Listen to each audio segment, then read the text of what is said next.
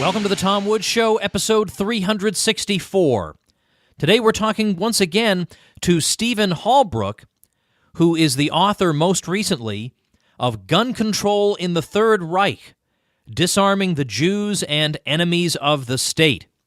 Stephen Halbrook is a lawyer who's most well known for his involvement in Second Amendment and gun control litigation.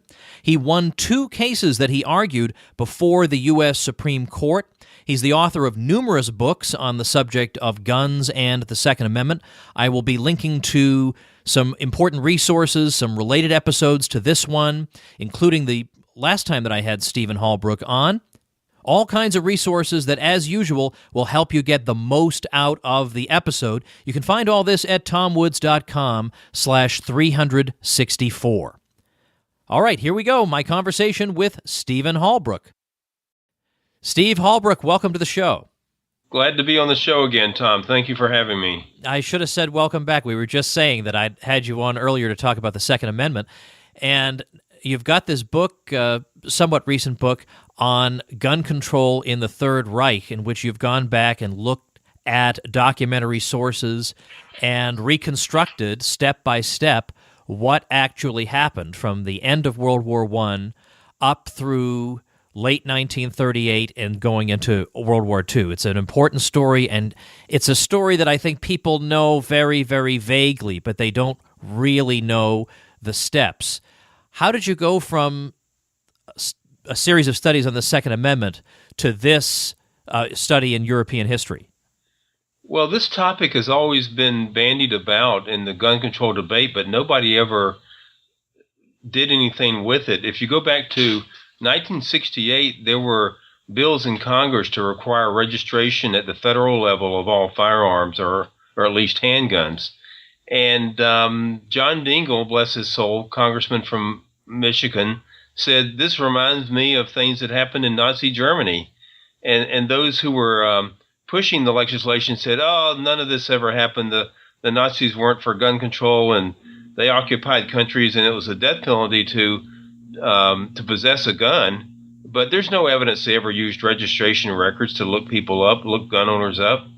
And I've been interested. I was just a teenager at the time, but I've been interested in that ever since. And it's an incredible gap, though, in historical literature about the Holocaust, about the rise of the Nazi Party in Germany, that whole era. There's just been never anything done scholarly in regard to that topic. So my aim was, as you say, it goes from World War I until basically 1938. My aim was to show how the Weimar Republic passed various types of gun control legislation, specifically things like registration of firearms, requiring police permits to acquire firearms or to carry them, and how the warnings were there. The registration was passed in 1931, and the Interior Minister warned, "Don't let the registration records fall into the wrong hands." And guess what?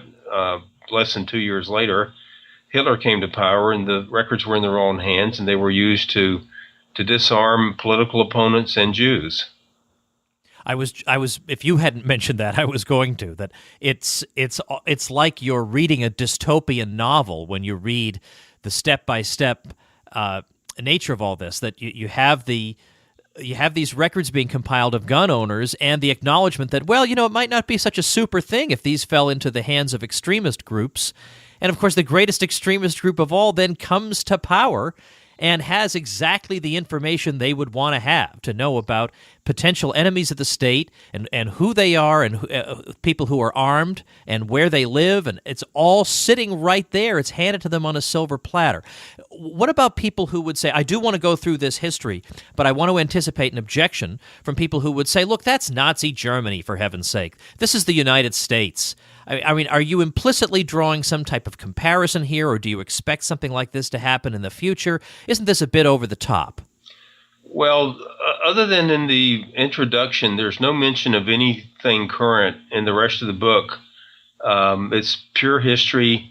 Take it to mean anything you want it to mean. If somebody wants to say history repeats itself, maybe, or sometimes it does, sometimes it doesn't. But I think we all agree there's lessons to be learned from history. Even just for no other reason, why don't we just get the historical record straight? And no, I don't predict that this is coming here, and I don't make any analogy whatever between current U.S. or the Western democracies and what happened in Hitler Germany. But we are concerned about privacy protections. We know that we've dealt with the incredibly shrinking Fourth Amendment for 2 or 3 decades now, and we've come to the position where we know that the government, because of the release of records illegally, the government has extensive records on internet and cell phone use, things like that. So these are dangers to be concerned with, but my objective was really just to set the historical record straight, and by implication, it's a value judgment when a person chooses what area of history to focus on. But it is an important historical lessons, and it is something that we don't want to go there again with.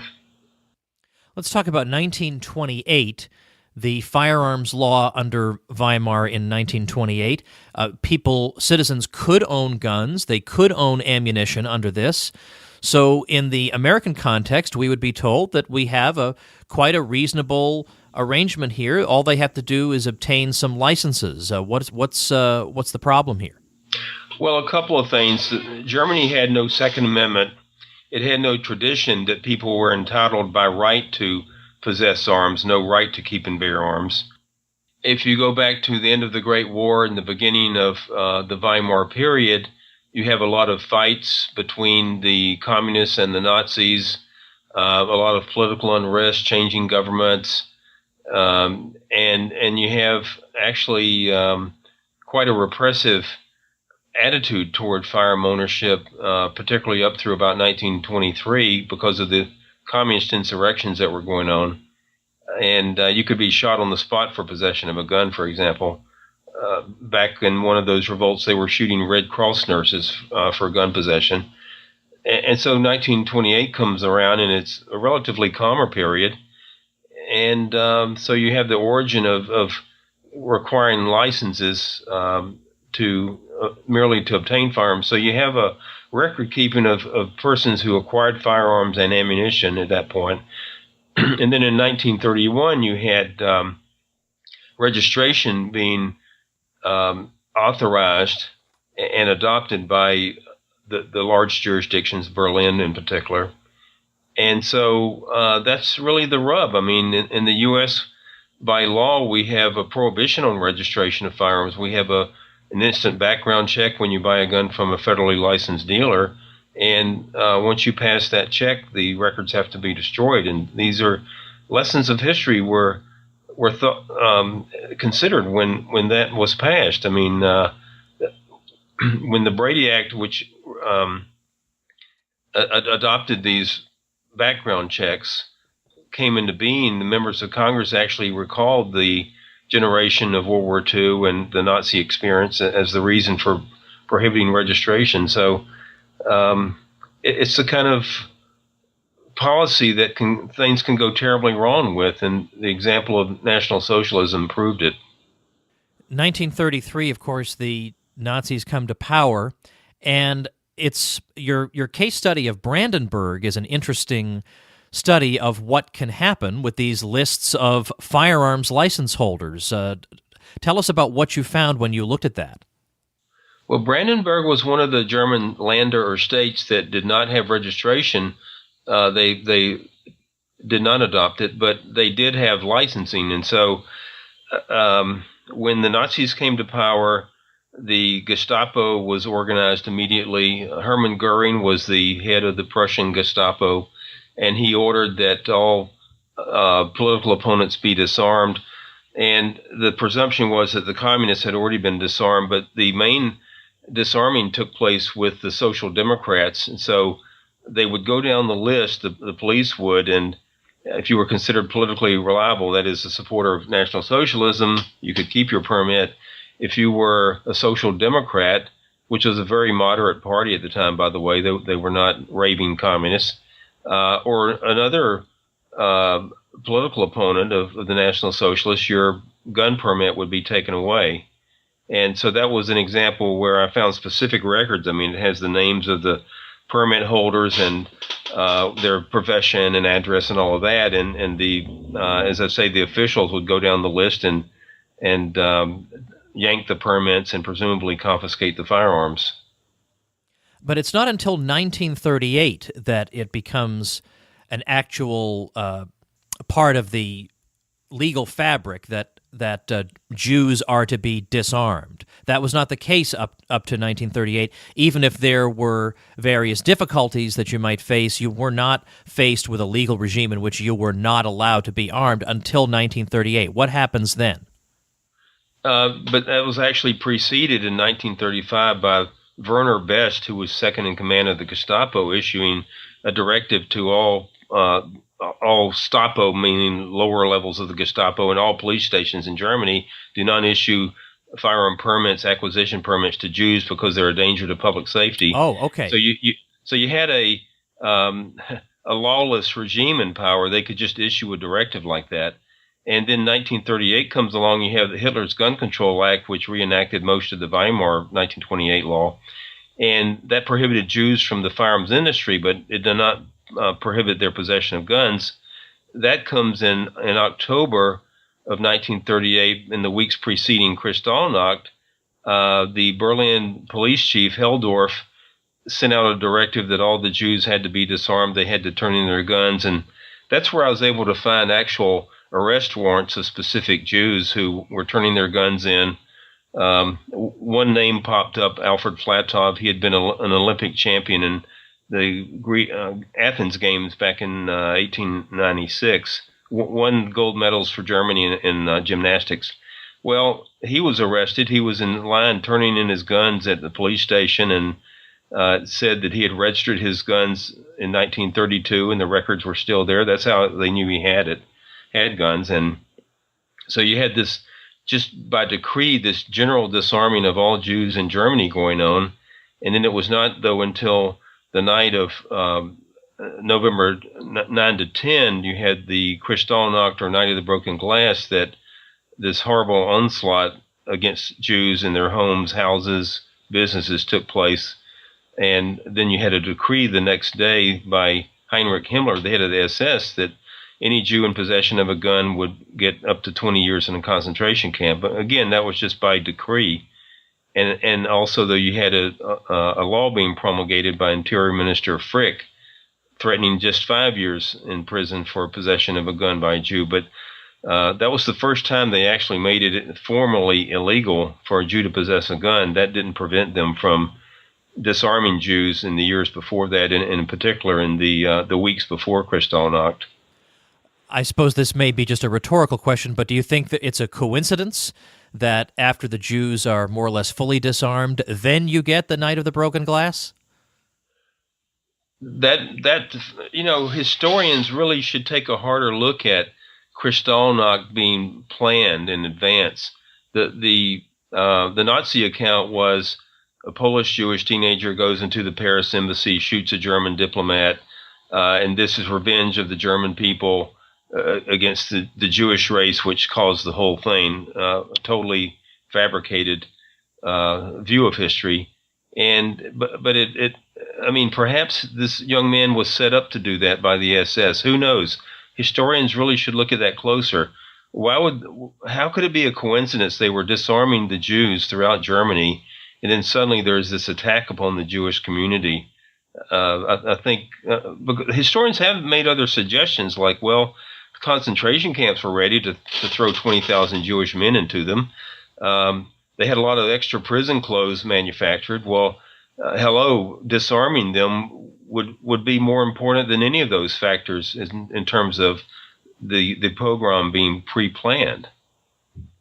I'm still trying to process this point that you made a moment ago, and that it's in your book, that even people who were giving up their weapons voluntarily were being turned over to the Gestapo. And as you say, you have cases of people who can demonstrate that they followed the law. In fact, the very fact that they followed the law is how they were tracked down in the first place. So what's happening here? Well, when you study these arrest warrants, you see that there's a blank to fill in what section of the law was violated, and of course it was left blank because it was not an offense for a Jew to possess a gun. You look at another line in the arrest warrant, and it asks for what was the offense, and it just says Jew with a weapon. And I think what was going on was that they were being turned over to the lowest level of the Gestapo, which was called the Gestapo, state police, and they were probably being interrogated and released, because I know that happened actually during Kristallnacht itself when these brown-shirted thugs would go to Jewish homes. There were cases where they would seize guns. They would ask a veteran from World War I, like, where's your bayonets from the war, or your souvenir pistol, things like that. And they would be interviewed at police stations and in some cases released hours later. So I suspect that was going on here, because the arrest warrants that we did find did not say what happened after they were turned over to the Gestapo.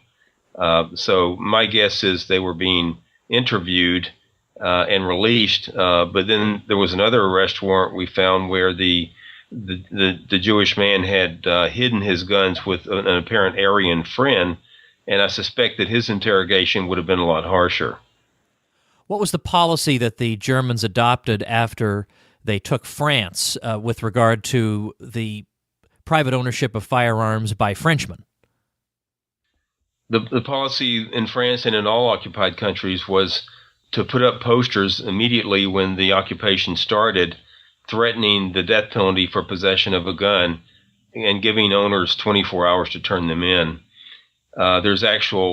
You can see one of these posters if you visit the Resistance Museum in Paris. I have a lengthy law review article on this whole episode. If you just Google my name and French occupation, you'll find it. And in France in particular, that's an area where I'm studying with the idea of doing a book. The occupation there was from 1940 to 44, but if you wind history back to 1935, you had Pierre Laval in power as the Prime Minister of France, decreeing gun registration. How convenient that was. 5 years later, they're occupied by the Germans, and the armistice provided that the French police will administer the country on behalf of the German armed forces, the Wehrmacht. So here you have the Wehrmacht imposing the death penalty for possession of gun. You have the French police working for them and in possession of the registration records. And we've studied a lot of in interior German documents and also newspapers from the period, and many Frenchmen were executed for gun possession. But it's a weird example of how gun control doesn't work very well, because in view of the death penalty, even many Frenchmen would not turn their guns in. And particularly when resistance activities started, gun possessors were really in for it. And you would have, if one German officer was killed by the resistance, for example, you would have the execution of 50 or even 100 people as hostages. They would be alleged communists and Jews, and some of them would be gun owners or people who had somehow interfered with the occupation. Now, I realize, as you said earlier, that in this book you're dealing purely with a historical episode and documenting it and leaving people to draw their own conclusions. But here we are in the intimate quarters of the Tom Woods Show, and I have an audience that will be curious to know your own thoughts regarding what conclusions we should draw from this. I mean, perhaps they're obvious, but it's not that if you have gun registration, then before you know it, you're going to have Nazi Germany. It's the lessons are more subtle than that. What are the lessons that you personally would draw from this?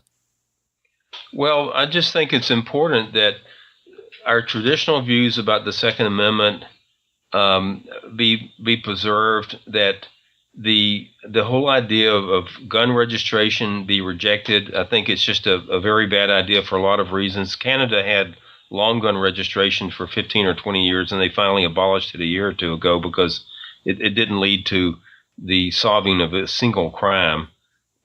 So there's a lot of reasons not to have certain aspects of gun policy, like registration.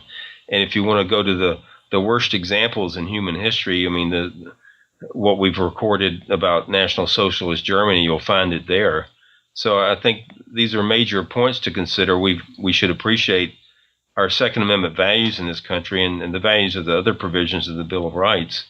And we should be very careful not to go to the places that can lead to very bad results. Today is episode 364 of the show, so the show notes page for this episode will be tomwoods.com/364, where I will be linking to your book, Gun Control in the Third Reich. I will link to your previous appearance on the show when we talked about the Second Amendment. Of your various books pertaining to the Second Amendment, if people could read only one, do you have a favorite? Well, the most interesting one to write was called The Founders' Second Amendment, Origins of the Right to Bear Arms. And that's during the period when the British occupation of the colonies started, 1768, until the last of the founders died in the 1823. That would be Adams and Jefferson. But it takes you through the whole period of the reasons for the Second Amendment, how the British tried to disarm the colonists, not just at Lexington and Concord, but disarm them individually at Boston, for example, and going through the period of the adoption of state bills of rights, which included the right to bear arms. And the whole culture at that time was that an armed society was a good society because it would enable people to defend themselves from both criminals and tyrants. And then the book proceeds through the adoption of the Second Amendment and the aftermath of that. So that's a really, if you like history, the American Revolution, that period, the Founders' Second Amendment is a book for you. All right, we'll link to that as well at tomwoods.com/364. We'll link to your own site. People can find out more about what you're doing and your various books and work and speaking, and your scholarly work in the journals as well. So it's all a very, very important corpus of work, and I appreciate that and the time you've spent with us today. Steve Halbrook, thanks so much. Thank you, Tom. Great to be on your show again. All right, gang, remember, tomwoods.com/364 is the place to go for resources related to this episode. This spring, I am expecting to bombard my Liberty Classroom members with one new course after another. We've got a dozen now, and we've got several in the pipeline ready to go for you guys by spring or early summer. Boom, boom, boom, one right after the other. One by an established faculty member with us, and two by brand new people, all of whom have been guests on this show. You're just going to love it. So make sure you have caught up on your Liberty Classroom material so you'll be ready for that. LibertyClassroom.com, using coupon code SHOW in all caps, gets you the best deal in the history of mankind. When you look at the hundreds and hundreds and hundreds of lessons you can listen to while you're driving on all different topics, we got a course going through every single chapter of one of the most popular college economics textbooks in the world, and chapter by chapter, an Austrian critique. That's never been done anywhere. It's there at libertyclassroom.com. I teach U.S. history there. Don't just sit there being envious of people who know a lot of stuff. You take this into your own hands, learn the stuff yourself easily with faculty members you can trust while you're driving your car. libertyclassroom.com, coupon code SHOW. Also, please come see me if you can. I will be speaking at American University, April 9th, that's Washington, D.C., and the University of Cincinnati, April 11th. You can find out details on these events on the events page, tomwoods.com/events. I should specify the year is 2015 for people who are finding out about the show later on. I don't want you to show up to an empty hall, so this is 2015 that we're talking about. All right, that's it for today, everybody. See you tomorrow.